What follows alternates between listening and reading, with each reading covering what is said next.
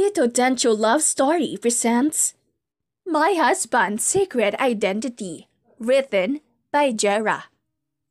Bibigyan na lang kita ng 3 araw para makahanap ng mapapangasawa. Kapag hindi mo nagawa, ay sa kalsada ka na pupulutin. Nakayukom ni Sia ang kamao sa pagmamadali ng madrastang mapaalis siya sa bahay na pagmamay-ari sana niya. Pagkatapos yumaw ang kanyang ama, ay napunta lahat ng mana rito at walang kahit isang sentimo na natanggap si Kia. Kung makapagdesisyon ka, parang pinlano mo na ang lahat ng to. Ni hindi mo nga pinaimbestigahan kung sino ang naglagay ng lason sa iniinom ni Papa kaya siya namatay. Puno ng hinanakit na sabi niya. Taas noo siyang tiningnan ng madrasta. Ngayon naiiwan na ng tatay mo ang lahat ng mana sa pangalan ko. Wala ka ng silbi sa bahay na to. At kahit mag-asawa ka, may hati pa rin ako sa perang makukuha mo. Bago pa ito masaktan ni Sia ay inimpake niya na ang mga gamit para makaalis na sa pamamahay na yon. Wala lang saysay pa na manatili sa lugar na kailanman ay hindi siya nakaramdam ng saya. Matapos mamatay ang ina ni Sia sa cancer, naging miserable ang buhay ng tatay niya at nakahanap ng bagong pakakasalan. Yon ay ang madrasta niyang ubod ng sama. Nang makaalis ay humanap siya ng maliit na apartment na pwede niyang tirahan sa ngayon. Wala pa siyang trabaho na nahahanap kaya kailangan niyang mag-budget ng natitirang pera. Magkano pong renta rito, Manang? Pwede po ba akong tumawad sa ngayon? Naghahanap pa po kasi ako ng trabaho. Nahihiyang pakiusap ni Zia sa landlord. Ngumiti naman ang matandang babae sa katumango. Oo naman, iha. Kung kailan ka magkakapera ay doon mo na lang ako bayaran. Naku, maraming salamat po. Tuwang-tuwa na sagot niya. Kumuha siya ng 1,000 para bumili ng stock ng pagkain na kakasya para sa 1 linggo. Ngunit sa pagbaba niya, ay may napansin siyang isang lalaki na nakaupo sa isang wheelchair at nahihirapang tumawid. Pinagmasdan niya muna ito saglit at parang hindi nito namamalayan ang isang truck na paparating. Hoy kuya, huminto ka muna! Sigaw ni Zia at patakbong hinawal ang wheelchair nito. Kumunot ang noo ni Spencer nang mapansin mga sumisigaw sa likuran niya. Bago pa siya mapalingon, ay may humila na sa wheelchair na sinasakyan niya, kasabay ng paglagpas ng isang rumaragasang truck. Kung hindi pa siya tinulungan ito, ay baka humandusay na ang katawan niya sa kalsada. Bakit pa kasi hindi ka tumitingin sa magkabilang direksyon? Wala ka bang kasama para magtulak ng wheelchair mo? Sunod-sunod na tanong nito sa kanya. Nang lingunin siya ni Spencer, ay sa kanya napagtantong isa itong dalaga. Nakalimutan ko lang, salamat sa tulong. Akmang aalis sana siya nang hilahin ng dalaga pabalik ang wheelchair niya. Nagmamadali pa naman si Spencer dahil hinahabol siya ng mga tauhan ng karibal niya sa negosyo na si Patrick. Matagal ka na bang may kapansanan? Ano bang pangalan mo? Pangungulit pa nito. Spencer Murphy. Nagpasalamat na ako sa'yo. Ano pa bang kailangan mo? Supladong tanong niya. Tumaas naman ang kilay ng dalaga. Ako si Zia Guevara. Gwapo ka naman kahit na mukha kang suplado. Interesado akong paksalan ka. Muntik nang mapanganga si Spencer sa narinig. Niligtas lamang siya nito ay gusto na nitong pakasalan siya. Yun pa naman ang bagay na ayaw niyang mangyari kahit kailan. Miss Guevara, wala akong oras sa pagbibiro mo. Hayaan mo na ako makaalis. Bumuntong hininga pa siya. Mabilis naman umiling si Zia. Di ka makalakad kaya kailangan mo nang mag-aalaga sa'yo.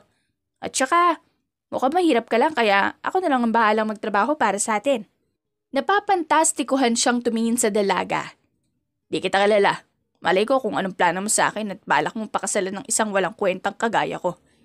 Sinadya na sakyan ni Spencer ang sinabi nito kahit na kabaliktaran naman ang totoo. Mayaman siya at kahit anong gusto ay kayang-kaya niyang makuha. Ngunit dahil sa sinimulan ni Zia, ay napagpasyahan niyang magpanggap na lang.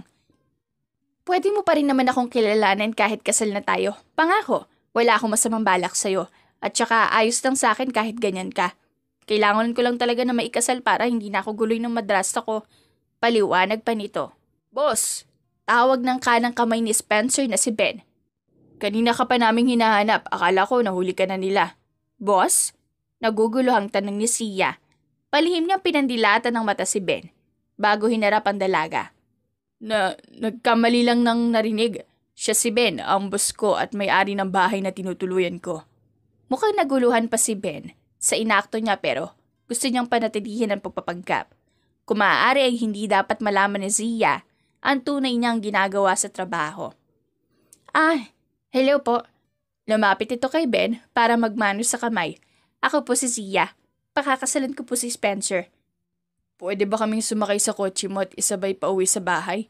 Tanong ni Spencer dito habang binibigyan ito ng makahulugan na tingin. Nag-aalangan pa itong tumango. Oo naman. Pumasok na kayo. Naaawang napatingin si Zia sa katabi niyang si Spencer. Biglaan ang naging desisyon niyang pakasalan ng binata dahil sa nakita niyang wala itong kaya sa buhay.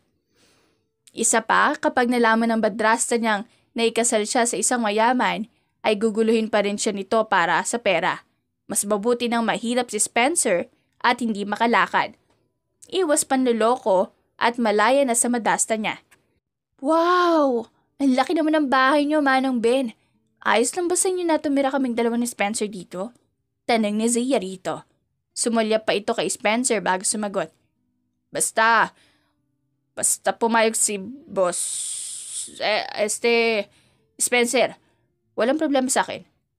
Tumingin din siya sa binata ngunit kalmado lang naman ito. Baka ay pinag-iisipan pa ang inaalok niyang kasal. Babae siyang tao pero siya pa ang nagpupumilit dito. Sa isang kondisyon, may mga rules akong dapat mong sundin kapag naikasal na tayo. Sagot ni Spencer. Sige, ayos lang. Pakakasalan lang naman kita para makawala ako sa madrasta ko. Pero syempre bilang utang na loob, alagaan kita. Desididong sagot naman ni Sia. Pagkapasok pa lang nila sa bahay, ay mukhang hindi lang ito ordinaryong tirahan. Parang isang mayor o di kaya ay presidente ang nakatira doon. Mas malaki pa ang lugar na to kaysa sa kanila, na pagmamay-ari na ng madrasta niya ngayon.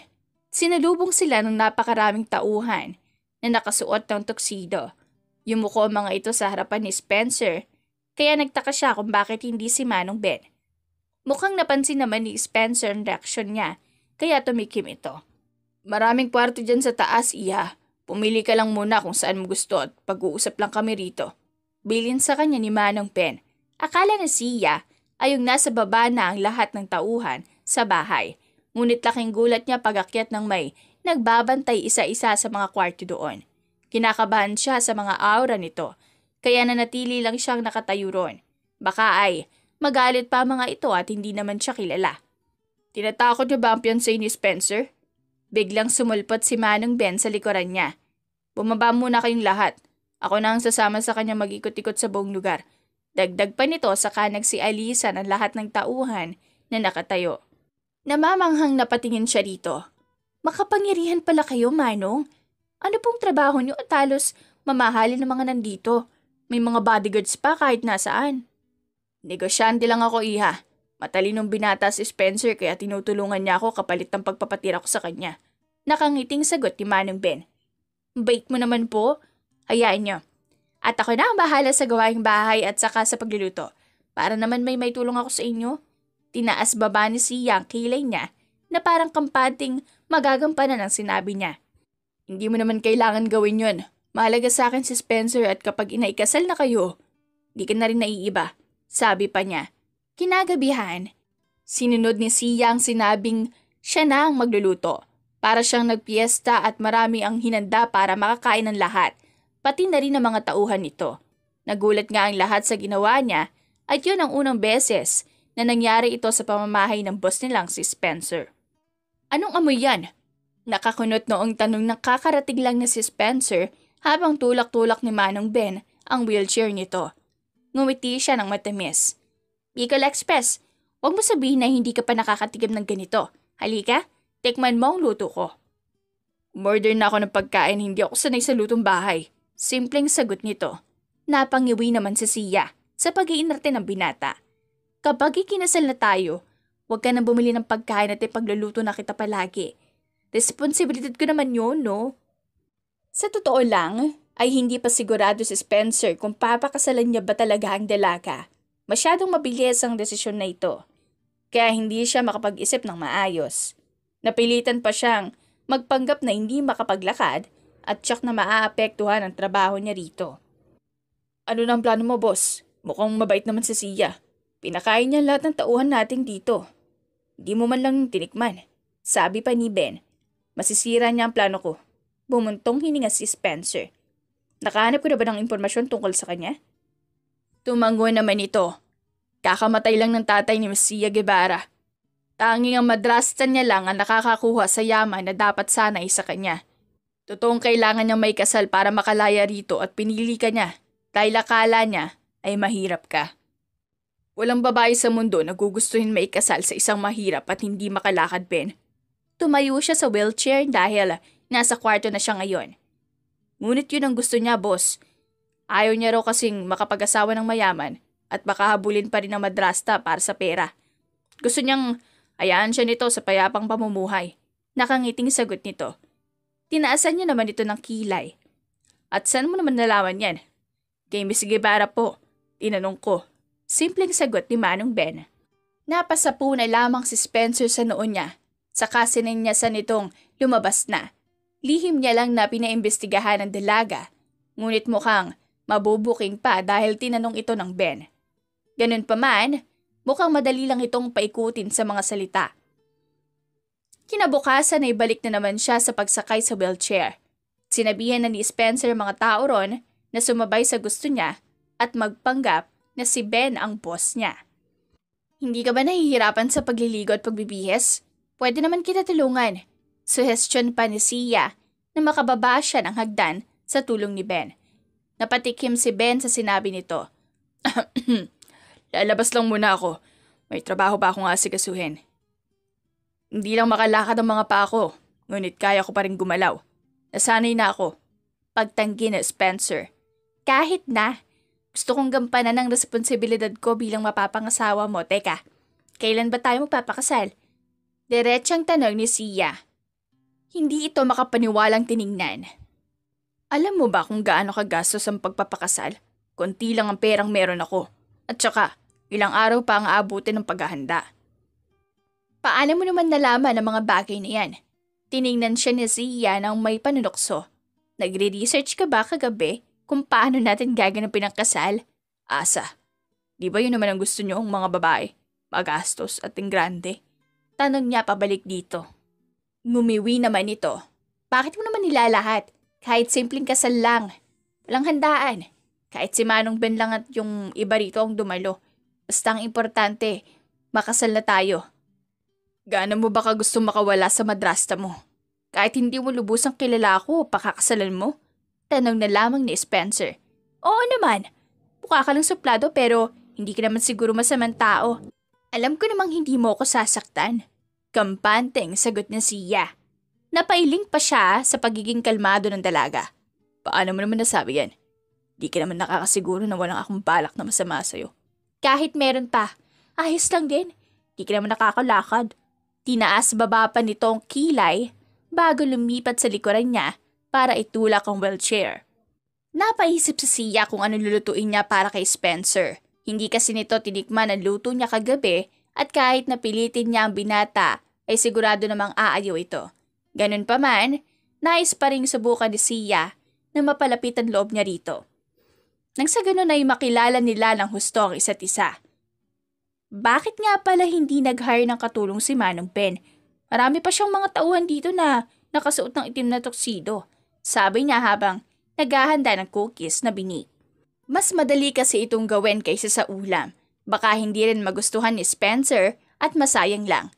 Ang dami mong tanong. Ayoko sa mga madaldal. Kasama yun sa rules ko. Walang ganang sagot nito. Napanguso naman si Sia. May rules din ako. Hindi ka dapat kumontra sa sasabihin ko. Tama na, itabi mo yung pagkain, busog ako. Pagtanggi pa ni Spencer. Nakaisip naman siya ng plano kaya sinabi niyang aalis muna at may kukunin lang saglit. Ngunit ang totoo ay nagtago lang si Sia sa labas ng pinto para silipin ng binata kung kinain ba nito ang ginawa niya. Nabigo pa siya nang hindi man lang nito tingnan ang pagkain. Pero ilang minuto pa ang nakakalipas ay kumuha ito para tumikim. Kinain niya ba? Tanong ng kung sino sa likuran niya. Napatalon kaagad si Sia sa gulat sa pihawak sa dibdib niya. Manong Ben naman, nakakagulat ka? Huwag ka maingay. Baka marinig niya tayo tapos di nakainin. Sayang naman. Mahina naman itong natawa saka sinenyasan siyang sumunod sa labas. May pag-uusapan lang tayo, Iha. Yan mo munang kumain dun si Spencer. Pumunta sila sa gilid ng bahay kung saan matatagpuan ang hardin. Namangha si Sia sa mga bulaklak na nakita. Mukhang inaalagaan talaga ito ng maayos dahil sa ganda nitong tingnan.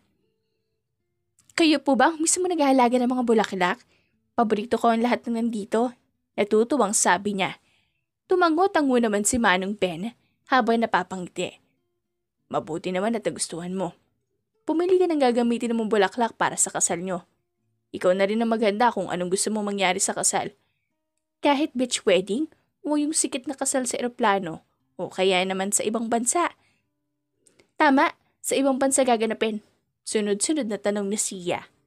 Oo naman, kasal nyo yan kahit ano pwede. Pagsang-ayon naman ito, umiling naman siya. Nagbibiro lang po ako, Manong Ben. Mas gusto ko pa rin yung simple lang. Urgent lang naman to at alam kong ayaw ni Spencer sa ganun. Pagbalik ni Sia, ay biglang nawala si Spencer sa kusina. Ngunit naubos naman lahat ng cookies sa mesa. Umalis daw ito ng bahay, sabi ng isang tauhan, at sumunod din si Manong Ben pagkatapos malaman na umalis ito. Kasama lang ang bodyguard. Nag-aalala si Sia kung saan ito pumunta dahil wala man lang pasabi sa kanya. Kuya, alam mo ba kung nasa ng kwarto ni Spencer? Tanong niya sa bodyguard. Opo, kaso lang, pinibabawal niya na may ibang pumasok sa loob kahit pa raw ikaw. Sagot naman nito. Napangiwi siya sa narinig. Naisip niyang baka kasali yon sa rules nito kaya hindi na lang siya nangulit.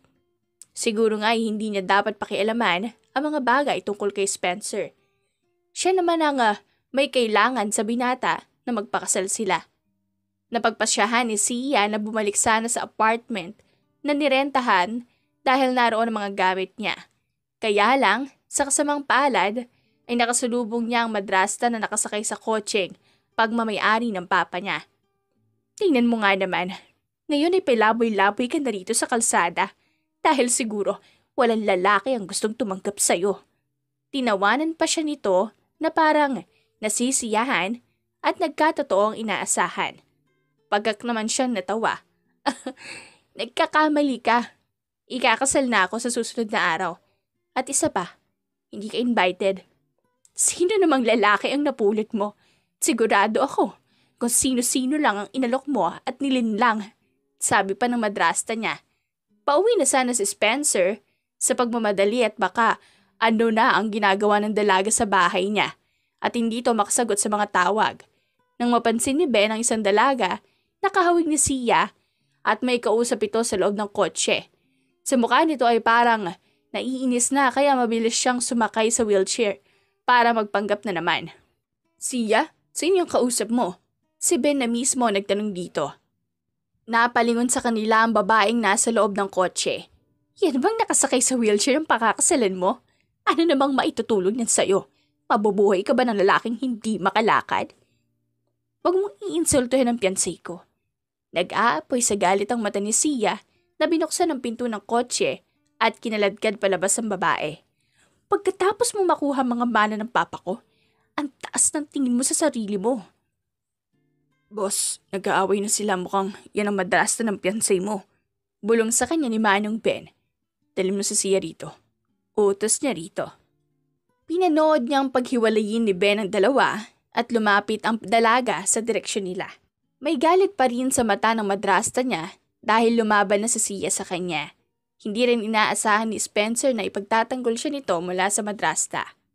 Nasa akin pa rin ang huling halakak, Sia. Hihintayin kong gumapang ka sa lupa at magmamakaawa na tatanggapin ka. Kapag hindi ka tinato ng maayos na lalaking yan, Sabi nito sabay duro sa kanya. Mas gugustuhin ko pang mamatay sa hirap kaysa makasama ka.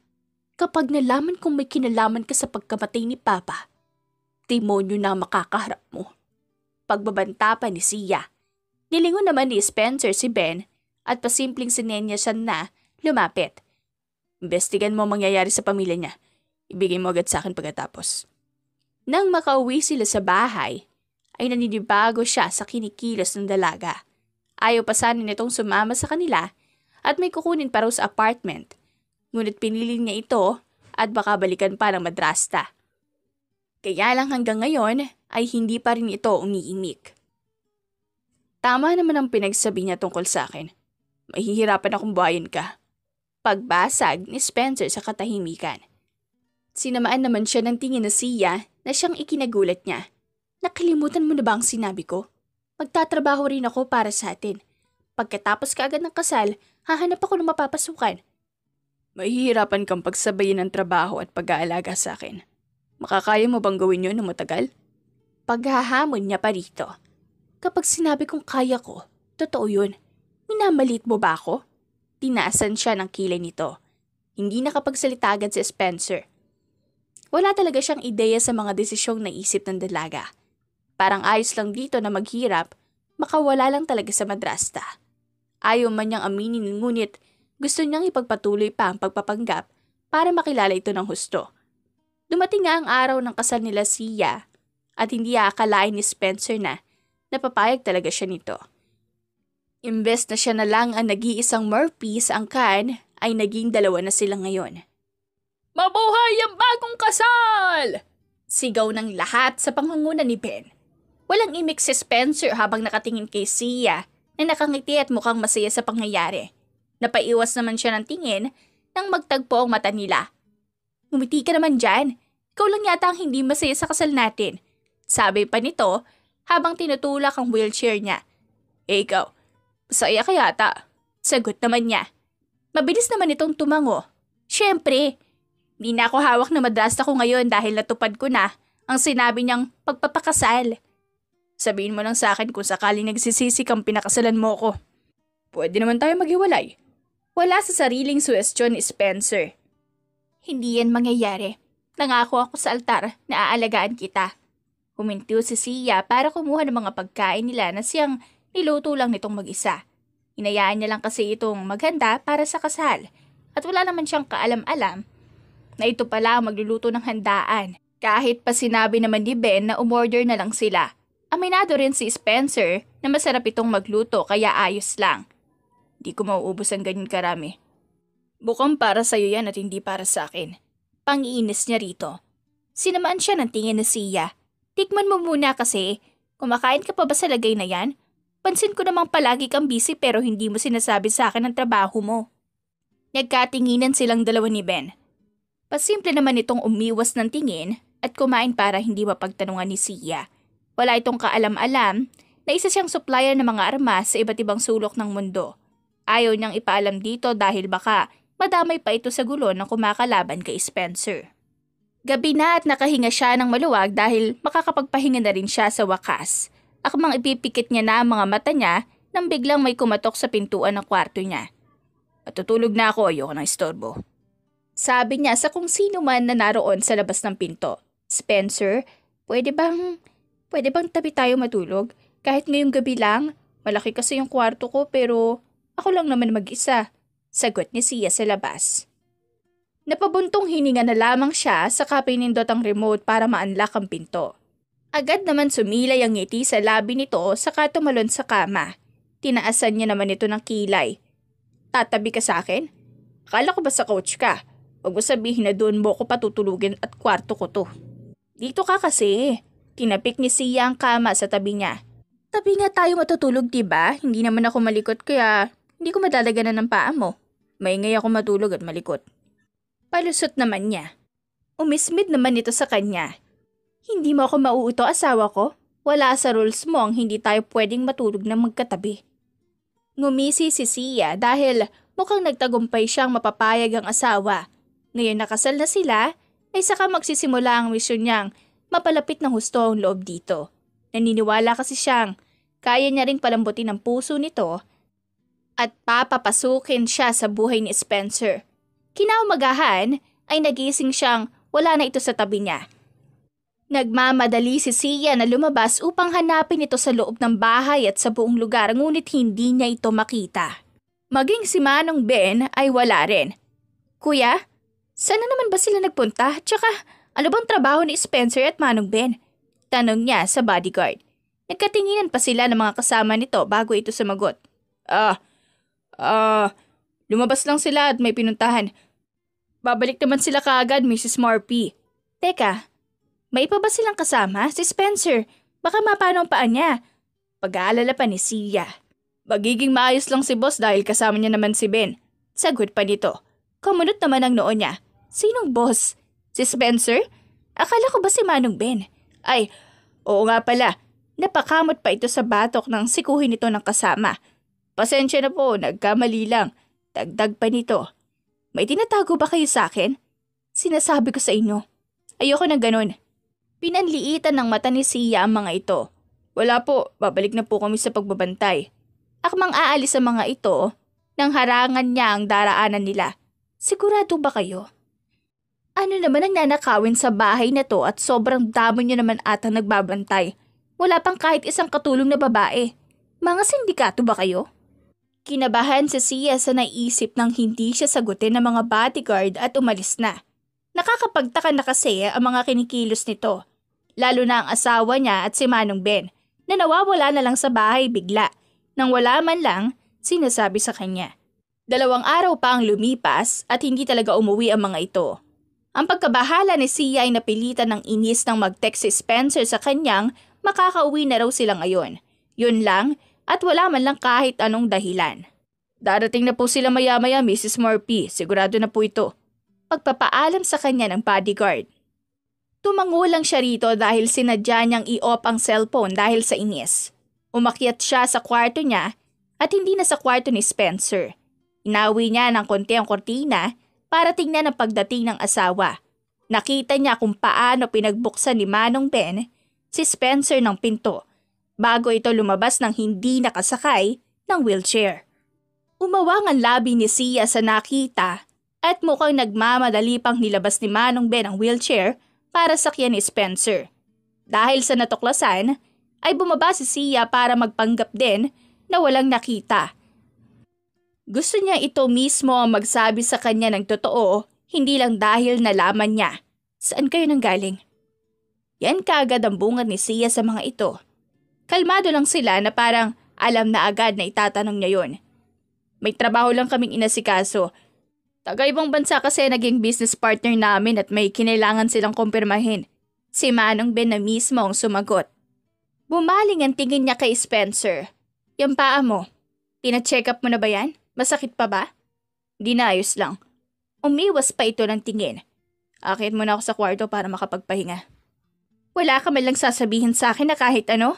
2 araw kang nawala. Inis na tanong ni Sia rito. Kumunot naman ang noo ng asawa. Ano ba gusto mong marinig? May binili si Manong Ben para sa'yo, kunin mo na lang. Wag na, sa'yo na lang yan. Tinalikuran niya ang mga ito at naglakad kahit saan man siya dalhin ng mga paa. Pumasok siya sa isang library at doon na lang nagpalipas ng oras. Hinintay na talaga ang puntahan siya ni Spencer at kung ayaw nito ay hindi siya lalabas. Kahit nakasal na sila, ay pusong bato pa rin talaga ito at mukhang hindi man lang siya iniisip.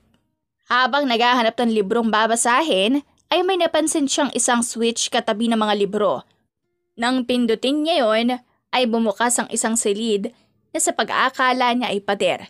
Nagtataka man na pumasok siya doon para tingnan kung anong mayroon sa loob. Teka, ano to? Mga baril? Bakit maraming armas dito? Gulat na bulong ni Sia sa sarili. Mrs. Murphy, lumabas po kayo riyan. Pinapatawag ka ni Spencer. Sigaw ng isang bodyguard sa labas ng library. Nagmamadaling lumabas si Sia sa silid na yun habang pinoproseso pa ang mga bagay na nakita. Mas lumaki ang hinala niyang hindi talaga mga ordinaryong tao ang naninirahan sa bahay na ito. Ibang klaseng trabaho ang mayroon si Manong Ben, lalong-lalo na ang asawang si Spencer. Nasaan si Spencer? Madiin niyang tanong nito. Tinuro naman nito ang daan palabas ng hallway. Nasa hardin po siya, naghihintay may pag-uusapan daw kayo. Tinahak ni Sia ang daanan na sinabi nito kahit alam naman niya ang papunta ron. Nang maaninag ang isang lalaki na nakatayo habang nakapamulsa, ay nakilala niya kaagad kung sino yon. Spencer? Lumingon naman ito sa kanya. Tama ang nakita mo, Sia. Nakakalakad ako. Pagsisinungaling ang lahat ng sinabi ko sa'yo. Kagaya ng? Ano pang iba maliban dyan? Napalanok siya sa mga bagay na maaaring malaman. Hindi si Ben ang boss ko. Ako ang boss ng lahat ng nandito. Napasinghap si Sia sa pag-amin nito. Bakit mo nagawang ilihim sa akin ang lahat? Para malaman mo kung pera lang ba ang habol ko? At kung may masama ba akong binabalak sa'yo? Oo. Tumango si Spencer. Bukod pa ron, marami akong kalaban sa negosyo. At ayoko magkaroon ng sagabal sa mga plano ko. Pagak siyang natawa rito. Sagabal? Ganun ba talaga ang tingin mo sa akin? Wala naman pala kayong pinagkaiba ng madrasta ko. Magkaiba kami, Sia. Hindi kita ginagamit para sa pera. Wala akong ibang binabalak sa'yo. Sagot pa ni Spencer. Sige. Kung nakakahadlang ako sa mga plano mo, aalis na lang ako rito. Hindi naman porket kasal na tayo, kailangan nating tumira sa iisang bubong. Sabi ni Sia bago ito tinalikuran at umalis. Susundan sana ni Spencer ang asawa nang tumunog ang cellphone niya at tumawag pala si Ben. Sinasabi nitong sumabog ang isa nilang warehouse sa Tagaytay kung saan sila namalagi nung 2 araw silang nawala sa bahay. Gusto niyang kausapin si Sia ngunit kailangan muna niyang asikasuhin ang problema doon. May nakita po kaming kwintas malapit sa pinangyarihan ng pagsabog. Simbolo to ng grupo nila Patrick. Sabi sa kanya ng tauhan na inatasan niyang mag-imbestiga. Kinuyom niya mga kamao bago nagsalita. Magpadala kayo ng sulat sa lungga nila. Sabihin niyong hindi nila tayo dapat na inuunahan. Ben, ihanda mo mga pasabog. Tawag niya rito. Gaganti tayo sa pinakamalaking supply ng armas nila sa Tarlac. Tumango naman ito. Masusunod, boss. Pwede na kayo umalis dito at kami na ang bahala sa lahat. Hahanapin na naman kayo ni Sia. Nang banggitin nito ang pangalan ng asawa niya ay saka siya umalis. Ito ang unang beses na sumagi sa isip niya ang isang babae. Akala pa ni Spencer ay hinahamon lang siya nito ngunit umalis talaga ito ng bahay niya. Hindi na raw ito napigilan pa ng mga bodyguards dahil kahit ang mga ito ay pinagalitan ni Sia. Ito na po ang address ng apartment ni Mrs. Murphy, boss. Binigay nito ang isang maliit na papel na may nakasulat na pangalan ng isang apartment. Mabilis niyang pinaharurot ang sasakyan papunta sa nasabing lugar.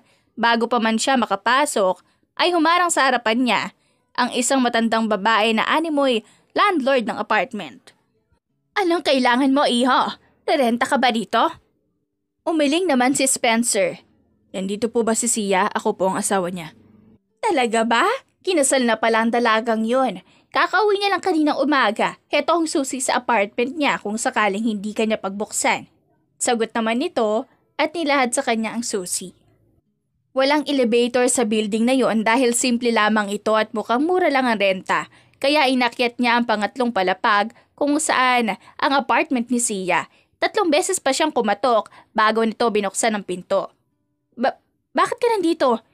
Hindi ba't marami ka ng trabaho? Tanong nito habang nakasandal sa pinto. Hindi ito ang bahay mo, Sia. Humakbang si Spencer para makapasok sa loob ng siyang ikinagulat naman ito.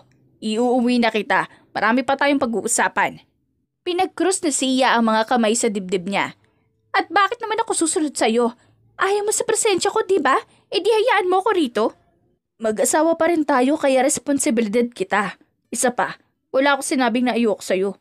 Mahinahong sagot niya at napatingin sa pagkain na nasa mesa. Mukhang kumakain ito bago siya dumating ngunit ang ipinagtataka niya ay puro noodles at simpleng pritong pagkain lang ang nandito. Gayon, binigyan niya naman ito ng card pagkatapos ng kasal nila para makabili ng kahit ano. Humarang naman ito sa harapan niya nang mapansing nakatingin siya sa pagkain. Pera ko ang ginamit para sa mga yan. Baka isipin mo mukha akong pera kaya iniwan ko yung card mo sa kwarto. Lahat ng sakin ay sa'yo na magmula ng ikasal tayo. Huwag mo na akong pahirapan at umuwi na tayo. Malumanay na sagot ni Spencer. Hindi na niya binigyan pa ng pagkakataon si Sia na makapag-isip at kinarga niya na ito palabas ng apartment hanggang sa baba ng building. Ilang beses pa itong nagpumiglas ngunit nagtagumpay naman siyang ipasok ito sa kotse niya. Pasensya na po kuya pero kidnapping yung ginagawa mo. May isang lalaki na tumapik sa balikat ni Spencer nang akmang sasakay siya sa kotse. Tama ka kuya, kinidnap niya ako. Sigaw pa ni Sia sa bintana habang nakatingin sa kanyang ng masama. Walang emosyon niyang tiningnan ng lalaking yun. Asawa niya ako at kinukuha ko lang pabalik ang pagmamayari ko. Halata namang masama pa rin ang loob nito sa kanya. Kapag nagkakasulubong ang tingin nila sa side mirror ng kotse, ay iniirapan siya nito. Napamantong hininga na lamang si Spencer nang mapagtantong kailangan niya na naman itong kargahin dahil sa wala itong balak na bumaba sa kotse. Ano ba? Sabi ibaba mo ako eh.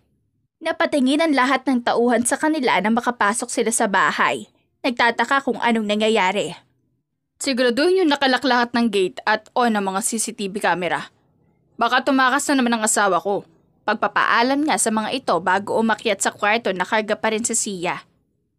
Palabasin mo kasi ako, gagawin mo ba akong bilanggo sa bahay mo? Pinanliitan siya ng mga mata nito. Dahan-dahan siyang lumapit hanggang sa wala na itong maatrasan pa. Akala ko ba alagaan mo ko? Nagbago na ba ang isip mo at nagsisisi ka ng nagpakasal tayo? Eh bakit ka kasi nagsinungaling sa akin sa lahat? Kaya naman kitang intindihin na. Isa pa, kailangan mo ba talagang gawing piro na hindi ka makalakad? Nakataas kilay na tanong ni Sia. Bakit? Nag-aalala ka ba talaga sa akin? Napakagat si Spencer sa labi niya. Di ka rin nagpapanggap sa mga pinapakita mo. Taas noon naman siya nitong tinignan. Hindi naman ako mapagpanggap kagaya mo. Lahat ng mga salitang lumalabas sa bibig ko, totoo. Kahit pa nga mga kinikilos ko.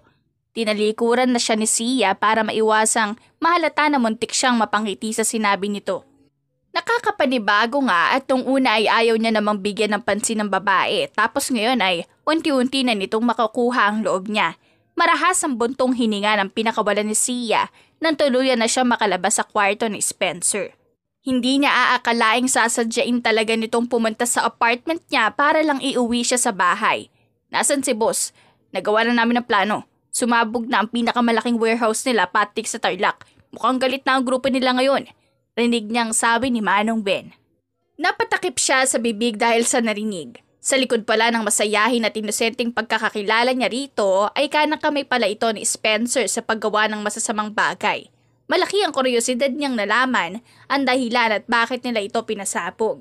Mabuti na rin yun, sila ang nauna magpasabog sa warehouse natin. Kahit na wala naman tayong ginagawa sa kanila, mukhang hindi lang tatahimik ang boss natin sa mga pinaggagawa nila. Sagot pa ng isang bodyguard. Mas lalong kumunot ang noon ni Sia. Yun yata ang tinutukoy nilang trabaho na madalas pinupuntahan ni Spencer kasama si Manong Ben. Totoo ngang, delikadong tao ang asawa niya at mayroon itong mga kailaban. Tapos ka na makinig? Spencer, ano ba? Tili niya nang magsalita ito sa likuran. Paano nandyan ka? Iniwan kita sa taas, hindi ba? Tumaas naman ang kilay nito. Iniisip mo sigurong marumi ang trabaho namin at isa kaming sindikato. Boss, siningit ni Manong Ben bago lumingon sa kanya. Sia, narinig mo ba lahat? Pasensya na, huwag ka sanang matakot. Supplier kami ng mga armas sa iba't ibang panig ng bansa. Panimula ni Spencer. Malinis ang trabaho namin at legal kaya may lisensya kami. Hindi kami makukulong sa trabahong to. At yung narinig kong pinasabog nyo, paano kayo hindi makukulong doon? Nababahalang tanong niya. Sila ang mga nagbebenta ng armas sa illegal na paraan at ang karibal namin. Si Patrick ka na bumuno sa grupong yun at minsan ko na ring naging kaibigan noon. Lumapit sa kanya si Spencer at hinila siya papunta sa library kung saan una siya nakakita ng mga armas. Nagdududa ako sa ginagawa niyo nang makita ko yan. Hindi niyo rin ba ako papatayin? Masama ang tingin na ipinukol sa kanya nito. Paano ko magagawang saktan ng sarili kong asawa? Ganun na ba ako kasama sa paningin mo? Eh hindi naman asawa ang turing mo sa akin noon. Binabaliwala mo nga lang ang mga ginagawa ko para sa'yo. Nakanguso pang sabi ni Sia. Gawin mo lang ulit, mas kampante ako kung ganun. Sagot ni Spencer sa kanya. Isang linggo ang lumipas at masasabi niyang may mga bagay na nagbago sa pagitan nila ng asawa niya. Kung suplado ito noon, ay halos palagi na nitong sinasagot ang mga tanong niya sa mataas na paliwanag. Kumakain na rin ito ng mga ipinagluluto niya ng hindi labag sa kalooban. May isa lang talaga itong rule at yun ay hindi siya pwedeng lumabas ng walang permiso ni Spencer. Sige na kasi, labas na tayo. Nabubot yun na ako rito sa bahay mo at mga bodyguards ang kaharap ko palagi. Pangungulit pa ni Sia rito. Napamasahe sa sentido si Spencer habang nakaharap sa laptop nito. May trabaho pa akong kailangan tupagin. Sa susunod na lang, kapag nakaluwag-luwag na sa oras. Yan din ang sinabi mo sa akin nung nakaraan. Payagan mo na lang kasi ako lumabas. Nang hindi ka kasama. Kaya ko naman ang sarili ko. Pagpupumilit pa niya. Alam mong maraming peligro sa labas. Baka mapano ka pa at may mga kalaban din akong nakamasid kahit saan. Tiningnan siya nito nang may pagkabahala. Napabuntong hininga naman si Sia. Di ako kilala ng mga kalaban mo. Ikaw na nga mismo nagsabi na hindi mo sinabing kasal ka para hindi ako madamay sa inyo. Sige, kung mapilit ka, papasamahan lang kita ng bodyguard para tumulong sa mga pinamili mo. Wag na si Ben at kilala siyang ng mga kalaban. Natutuwang inilibot ni Sia ang paningin sa loob ng mall. Simula nang ikasal sila ni Spencer ay hindi siya nakakalabas ng bahay dahil medyo mahigpit ito para sa kaligtasan niya. Naiintindihan niya naman ito, kaya lang minsan ay ninanais niya pa ring ipasya lang sarili sa labas. Mrs. Morphy, kailangan po bang ganito ang suot ko? Parang hindi ako sanay eh. Napatingin naman siya sa kabuoang itsura ng bodyguard niya. Agaw pansin kasi kung nakatoksido ka, okay na yung shades. Huwag mo nalang tanggalin. Baka mas lalo tayong mahalata ng kalaban nyo. Sige po kung yun ang gusto mo. Pagsang-ayon nito. Bibili lang ako ng ice cream dun sa unahan. Hawakan mo muna yung mga pinabili ko. Kung may gusto kang bilhin mo na. At magkita lang tayo ulit dito. Sabi pa ni Sia. Magsasalita pa sana ang bodyguard nang iniwan niya ito doon. Nang pumila siya kasabay ang mga bata at matatanda, napansin niya ang 4 na lalaking nakaitim din. Kahawig ito ng tuksidong sinusuot ng mga bodyguard sa bahay nila, ngunit hindi naman siya pinansin ng mga ito. Imposibleng hindi siya kilala ng mga tauhan ni Spencer. Ano pong sayo, ma'am? Pumiyok siya ng ilang beses bago napagtantong siya na pala ang order. Isang tub ng cookies and cream lang, sa bahay ko na lang kakainin. Napansin ni Sia na umalis nga ang bodyguard na kasama niya kaya umupo muna siya doon. Medyo may distansya ito sa mga taong nakaitim kaya dahil sa pagtataka ay tinawagan niya si Spencer. Uuwi na ba kayo? Tapos na ang trabaho ko. Gusto kong ikaw na magluto ng hapunan. Bungad nito sa kabilang linya. Oo nga pero may tanong nga kasi ako. Nagpadala ka ba ng mga ibang bodyguard bukod sa kasama ko ngayon? Nanatili ang tingin ni Sia sa mga nasa harapan. Anong ibig mo sabihin? Kayo lang dalawa ang hinayaan kong pumunta riyan. Baka sa boss ni Spencer ang pagkaseryoso. Napabuntong hininga naman siya. May nakikita kasi akong 4 na nakatoksido sa harapan. Pumila naman ako ng ice cream sa gilid nila pero hindi ako pinansin. Mukhang hindi yata sila tauhan mo. Umuwi na kayo ngayon din, Sia. Mga tauhan nila Patrick yan. Hindi sa akin. Matigas na utos ni Spencer sa kanya. Bago pa man makasagot si Sia, may isang lalaki na nakatayo sa harapan niya at tinanggal ang shades na suot nito. Tinago niya ang cellphone sa ilalim ng mesa, ngunit hindi niya pinatay ang tawag upang marinig ni Spencer ang usapan nila. Mukhang kanina ko pa napapansin ang pagsulip mo sa table namin, miss. Anong pangalan mo? Nakangiting tanong nito. Pinilit niyang ngumiti para itago ang kabang nararamdaman. Sia, pero misis na ako. May asawa na ako. Ganun ba? Ako nga pala si Patrick. Aayahin sana kita sa table namin. Sagot pa nito. Tama nga si Spencer. At grupo to ng mga kalaban niya. Ngayon ay malalagot siya kapag nalaman nitong asawa siya ng kalaban nito. Pasensya na. Silosa kasi ang asawa ko eh. At saka pabalik na yun dito kaya ayoko ng gulo. Pagsisinungaling pa ni Sia. Marahan naman itong tumango habang nakangiti pa rin. Ayos lang. Pasensya na sa abala, ganda. Tanging ngiti lang ang naging sagot niya dito upang maiwasan ang pagtataka ni Patrick. Sa totoo lang ay kinakabahan siya sa lalaking yon dahil kahit na gano'n ang pakikitungo nito sa kanya ay tiyak na halimaw ito sa loob. Sia, nasaan ka ba? Nasaan ka na? Sigaw ng bodyguard niya sa hindi kalayuan. Mahigpit ang hawak ni Spencer sa cellphone niya matapos marinig ang usapan ni Patrick at ng asawa niya. Hindi niya maiwasang mag-alala rito dahil ilang beses niya na itong tinawagan ngunit ayaw nang sumagot ni Sia. Idagdag pa na ang bodyguard ang siyang ipinakilala nito bilang asawa niya. "Natrack mo na ba kung nasan sila?" Seryosong tanong niya kay Ben. Tumango naman ito. Paalis na ang sasakyan nila. Ilang minuto na lang ay makakauwi na sila. Lumabas ka agad ng gate si Spencer para doon hintayin si Sia. Pagkahinto pa lang ng kotse, siya na mismo ang nagbukas ng pinto para rito. "Oh, bakit ganyan ang itsura mo? Wala naman nangyaring masama sa akin. Tingnan mo, kasama ko pa rin ang bodyguard ko." Inosenteng sabi nito. "Oo nga, kasama kayo."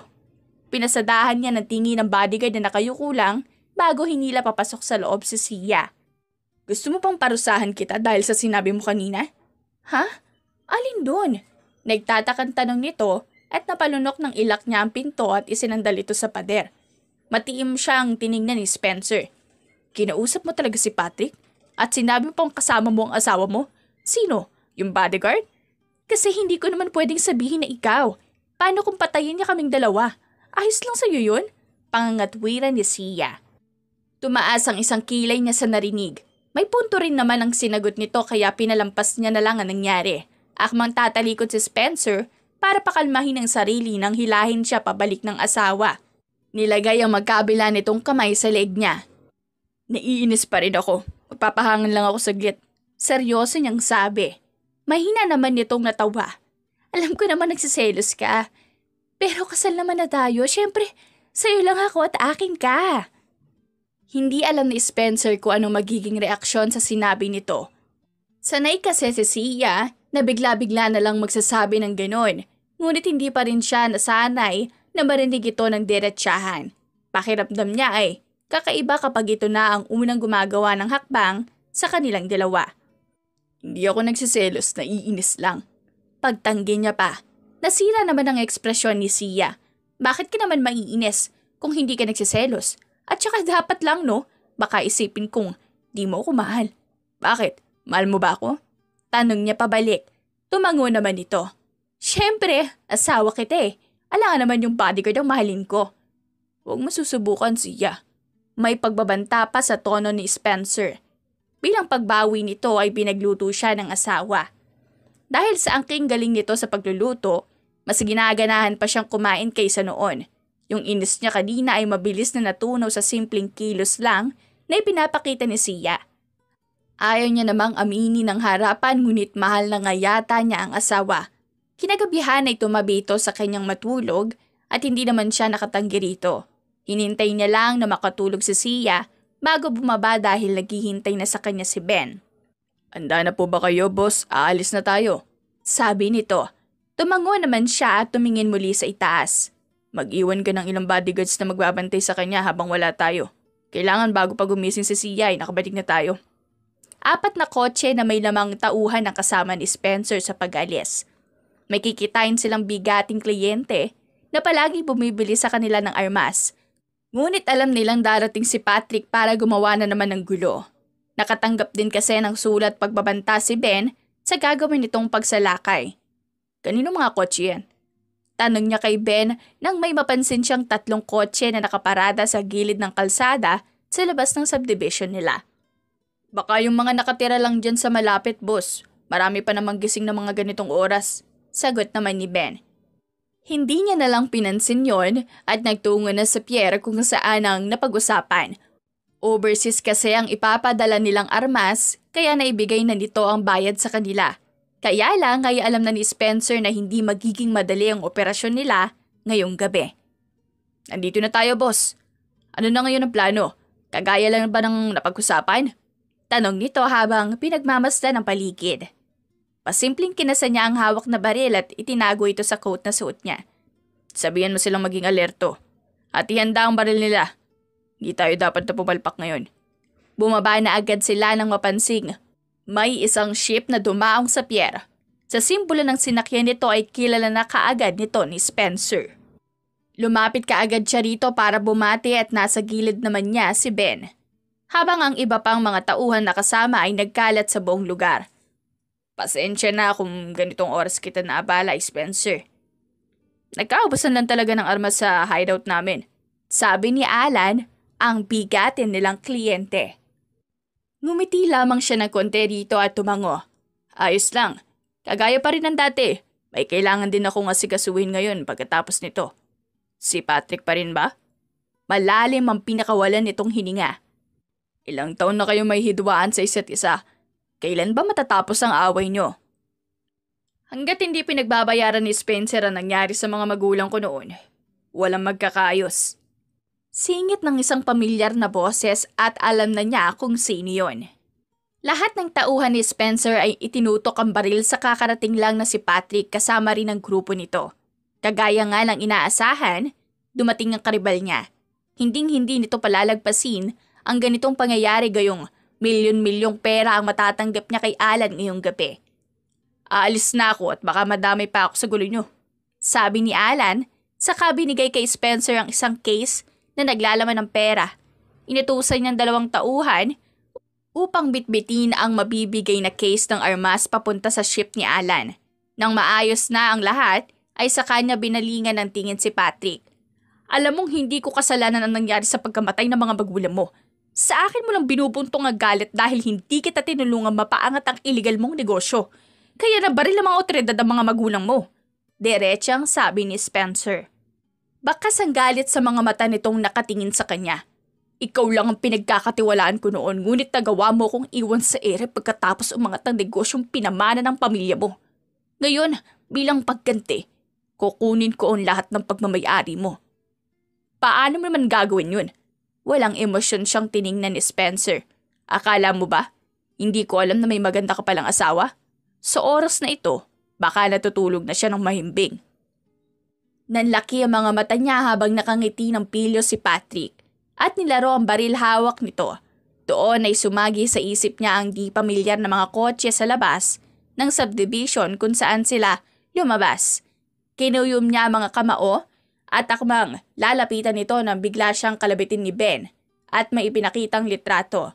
Ang asawa niyang si Sia ay nakagapos sa higaan katabi ng mga lalaking inutusan ni Patrick.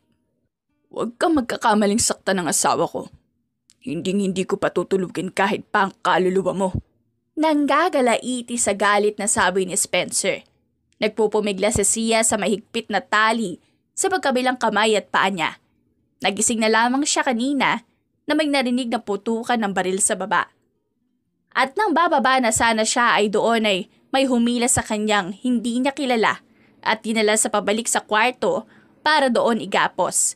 Samot-saring kaba ang naramdaman ni Sia na wala sa bahay si Manong Beno o kaya ang asawang si Spencer. Sa tingin mo ba? Babalikan ka pa ni Spencer gayong si Patrick ang kaharap niya sa mga oras na to? Nagkakamali ka. Natatawang tanong ng isa sa gumapos sa kanya. 3 silang nandito sa kwarto nila Spencer. Ang isa ay katabi niya habang ang isa naman ay nagbabantay sa pinto at sinisiguradong walang makakapasok. Siguraduhin niyo lang na mapapatay niyo ako ngayong gabi. Dahil kapag nabuhay ako at dumating si Spencer, wala siyang sasantuhin na kahit isa sa inyo. Mariing sabi ni Sia. Malakas na tumawang katabi niya, kasabay ng malakas na pagsampal sa kanya. Kasalanan niya kung bakit galit si Patrick ngayon. Hindi ka naman sana madadamay kung hindi mo pinakasalan ang kalaban namin. Ano ba? Huwag pa siya saktan. Saway naman ng kasama nitong nagbabantay sa pinto. Nagustuhan siya ni Patrick kaya malalagot ka kapag nalaman niyang sinaktan mo ang babaeng yan. Kumunot ang noo niya sa narinig. Nagustuhan siya ni Patrick dahil lang sa una nilang pagkikita sa mall. Hindi naman ito alam ang tunay pa niyang pagkatao nung araw na yon at nagtagumpay siya sa pagpapanggap. Kung pinaimbestigahan siya nito, ay siguro naman alam na ni Patrick ang tungkol sa relasyon nila ni Spencer. May mga tauhan pang nasa baba at paakyat dito. Iwan mo muna ang babaeng yan. Maigpit naman ng pagkakatali niya. Sabi ng isang lalaki nagbabantay na katabi ni Sia. Nakahinga siya ng maluwag nang lumabas ito ng pinto ngunit impit ang pagsigaw ni Sia dahil sa narinig na sunod-sunod na pagputok ng baril. Namumula na ang mga kamay at paa niya sa pagpupumiglas nang may mapansin siyang isang maliit na kutsilyo sa tabi niya. Pagmamay-ari yata ito ng lalaki kanina, bago pa man sila makabalik ay ginamit niya na ito para makawala sa pagkakatali. Kahit nahihirapan sa paglalakad ay sinubukang buksan ni Sia ang bintana para doon dumaan. Nakita niya ang isang pool sa baba kaya bago pa mabuksan ang pinto ng kwarto ay tumalon na siya dito. "Teka! May tumalon! Si Mrs. Murphy ba yun?" Rinig niyang tanong sa di kalayuan. Mabilis siyang umahon sa tubig at doon ay may 2 bodyguard na tumulong sa kanya. Nang makita sila ng mga kalaban ay tinutukan kaagad sa Sia ng baril, ngunit may humarang na bodyguard sa harapan niya dahilan para ito ang matamaan at hindi siya. Anong gagawin natin na tamaan siya imbis na ako? Dalhin natin siya sa ospital. Nagpapanik na sabi niya. Umiling naman ang 2 may hawak sa kanya. Mas marami pa po ang nasa loob. Mas mabuti pang tumakas ka na lang mag-isa at kami nang bahala rito. Pero paano kayo? Kakainin ako ng konsensya ko kapag iniwan ko kayo rito. Sabi pa ni Sia.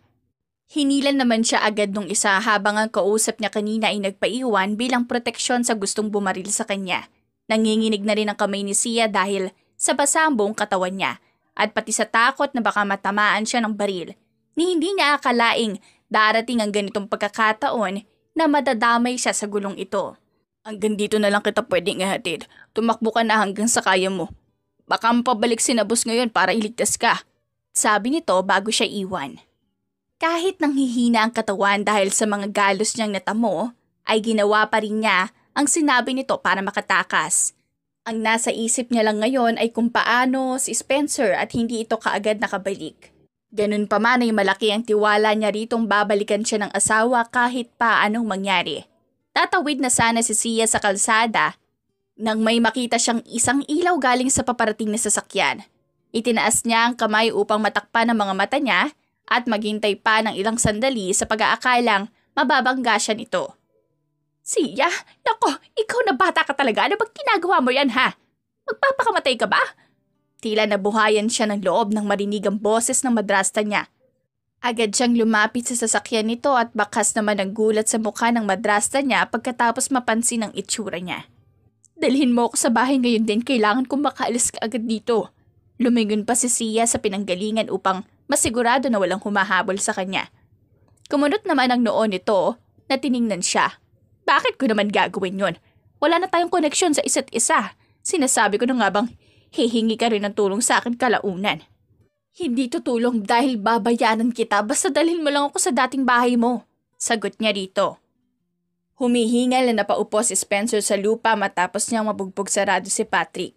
1 oras at kalahati ang inabot ng labanan nila dahil marami rin itong tauhan na kasama. Malakas ang puwersa ng bawat grupo kaya nahirapan siyang tapusin ito kaagad.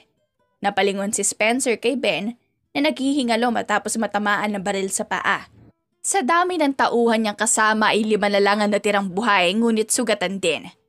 Ang asawa niyo, boss. Kailangan mo siyang puntahan. Baka kung ano na nangyari sa bahay. Kahit nanghihina ay nagawa pa itong sabihin ni Ben. Napadaing siya matapos sa pilitang tumayo. Nasaan na susi? Kailangan kong magmaneho.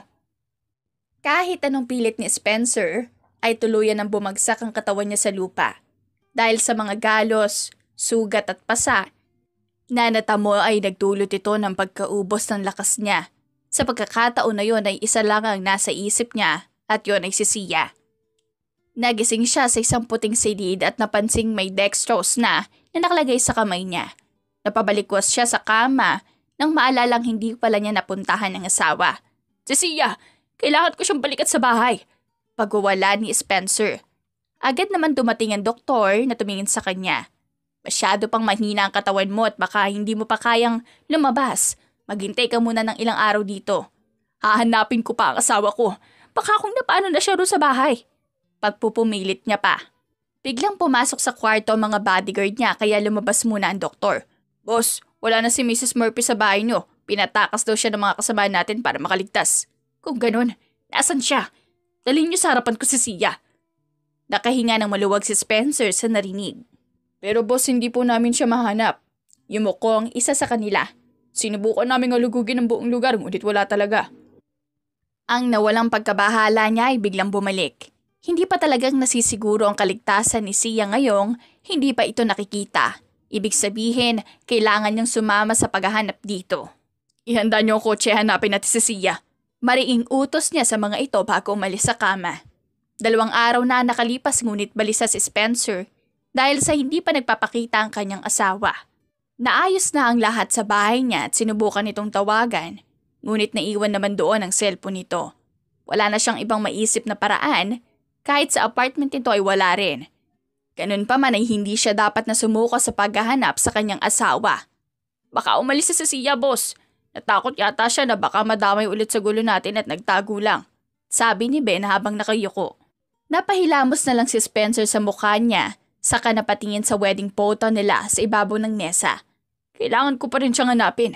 Alam kong hindi siya basta-basta mawawala. Pinanghahawakan niyang sinabi ni Sia na aalagaan siya nito at hindi iiwan. Aminado siyang kasalanan niya nangyari at nadamay sa ganoong sitwasyon ng asawa niya. Ngunit hindi niya naman ito sinasadya. Ipinapangako niya sa sarili kapag nakita babaeng minamahal niya ay palagi na siyang nasa tabi nito. Boss, may sulat kayong natanggap. Galing daw ito kay Mrs. Murphy. Pagpapaalam sa kanya ng isang tauhan. Samantala nakatitig lamang si Sia sa labas ng bintana nang ikulong siya ng madrasta sa dating kwarto niya. Nahuli kasi siya nitong lumabas at may kausap na babae na siyang inutusan niya lang para ipadala ang sulat kay Spencer kung sakaling nakauwi na ito sa bahay at hinahanap siya. Mukhang nalulung na sa droga ang kanyang madrasta. At sinasaktan na rin siya dahil sa wala siyang maibigay na pera. Ano? Nasaan na ang perang ipinangako mo? Inabandonada ka na ba rin ng asawa mong lampa at hindi makalakad? Pang-iinsulto pa nito. Sinamaan niya naman ako ng tingin. Nagkakamali ka ng tingin sa asawa ko. Kapag nalaman niya kung nasaan ako, sa impyerno ka agad ang bagsak mo. Pareho lang kayo ng papa mo, Sia. Tumawa pa ito ng malakas na parang nababaliw. Mabuti na lang. At ininom niya yung laso na hinalo ko sa alak niya. Kaya nga sa akin nakasulat ang titulo ng bahay at lahat ng mana. Imbes na sa'yo. Ay nako, kawawang bata. Dagdag pa nito. Pagak na natawa si Sia kasabay ng sunod-sunod na pagtulong luha sa mga mata niya. Sinasabi ko na nga bang ang may gawa nun ay ikaw. Hayop ka? Pinatay mo ang papa ko. Hindi na niya napigilan ng emosyon at sinugod na ang madrasta niya kahit pa may hawak itong latigo. Wala nang saysay pa na hindi niya ito saktan dahil sa pagkasakim nito sa pera. Mukhang nababaliw na nga rin ito at sumisigaw pa kapag sinasaktan siya. Dapat lang yun na mangyari sa papa mo dahil hindi siya pumayag na magkaroon kami ng sariling anak. Ikaw lang ang palaging bukang bibig niya. Panunumbad pa ng madrasta niya. Dahil sa galit na namuo sa dibdib ni Sia, napalakas ang tulak niya rito. Kaya nahulog ito sa hagdan papunta sa unang palapag. Napasinghap siya sa nagawa at nanginginig ang mga kamay na dumaustos pa upo sa sahig. Sia! Sia, nandyan ka ba sa loob? Hintayin mo ako yan! Rinig niyang boses ni Spencer sa labas. Biglang may malakas na sumipa sa pinto, kaya nasira ito at bumungad ang nag-aalalang mukha ni Spencer. Kasunod si Manong Ben at ang iba pa nitong tauhan. Nagulat ito nang makitang nakahandusay sa sahig ang madrasta niyang walang malay, kaya nagmamadali itong umakyat para lapitan siya. Hindi ko sinasadya, Spencer. Pinatay niya ang papa ko. Hindi ko siya mapapatawad. Napaiyak na lamang sa Sia nang yakapin siya nito. Ilabas niyo yan at patingin sa doktor. Kung bahay pa, ipakulong niyo agad pagkatapos. Utos nito sa kanila bago bumaling ang tingin sa kanya. Kumalma ka na, nandito na ako, iuuwi na kita. 1 taon na nakalipas at namuhay na sila ng mapayapa. Sa ibang bansa, lahat ng negosyo ni Spencer sa Pilipinas ay may inatasan siyang mamahala. Ngayon ay nagpapatakbo na siya ng kumpanya dahil ang gusto ng asawa niya ay magkaroon sila ng mas ligtas na trabaho. Tinapos niya kaagad ang mga dapat na asikasuhin para makauwi ng mas maaga. Buntis si Sia ngayon at madalas nitong hinahanap ang presensya niya. Kampante naman si Spencer sa sitwasyon nila ngayon dahil malayo na sila sa kapahamakan. Mahal, nakauwi ka na? Sigaw nito at nagmamadaling lumapit sa kanya. Agad naman niyang dinaluhan ng asawa nang mapansing maluha-luha ang mga mata nito. Ano na naman ang pinapanood mo, mahal? Diba sabi ko sa'yo, huwag kang tatakbo lalo pat 6 na buwan kang buntis. Pasensya na kasi naman sinabihan ko si Manong Ben na manood kasama ako pero ako lang yun naiyak. Pagsisumbong pa ni Sia. Napalingon naman siya kay Ben na nakakibit palikat lang. Hindi ko maintindihan kung bakit naiyak siya sa cartons na yan at nakakatawa naman. Lika nga, binilhan kita ng pagkain gusto mo. Inalalayan niya na lang ang asawa papunta sa kusina para hindi na ito muling umiyak pa. Naiintindihan na ngayon ni Spencer ang saya ng magkaroon ng sariling pamilya. Kahit patotoong nakakapagod sa pinagsabay na trabaho at pag-aalaga sa asawa, ay kailangan niyang gampanan ng maayos ang responsibilidad lalo pat magkakaanak na sila ni Sia. Mahal, gusto ko ng maasim na mangga, yung pinakamaasim talaga, pagre-request pa nito. Agad naman siyang umiling. Hindi pwede, mahal. Naalala mo nung unang beses na nagpumilit ka? Dinala kita sa ospital dahil sumakit ang tiyan mo at naparami ka ng kain. Pagkatapos kong manganak ay sisiguraduhin kong marami ang kakainin kong mangga. Desididong sabi pa ng asawa. Napangisi naman si Spencer. Di rin yan mangyayari yun. Dahil ilang buwan pa lang matapos kang manganak ay lolobo ulit ang tiyan mo. Pabiro naman siyang hinampas nito. Ikaw kaya magbuntis, parang ang dali-dali lang sa'yo ah. Sa buong buhay ni Spencer ay ni minsan, hindi siyang umiti o nakaramdam ng pagmamahal. Ngunit dahil lang sa babaeng biglang dumating sa buhay niya, ay nagkaroon siya ng panghahawakang mabuhay. Dahil kay Sia, ang dating magulo at madilim niyang mundo, ay nakulayan ang higit pa sa kanyang inaasahan. Wakas! If you like the story, please like and subscribe for more wonderful stories. Paalam!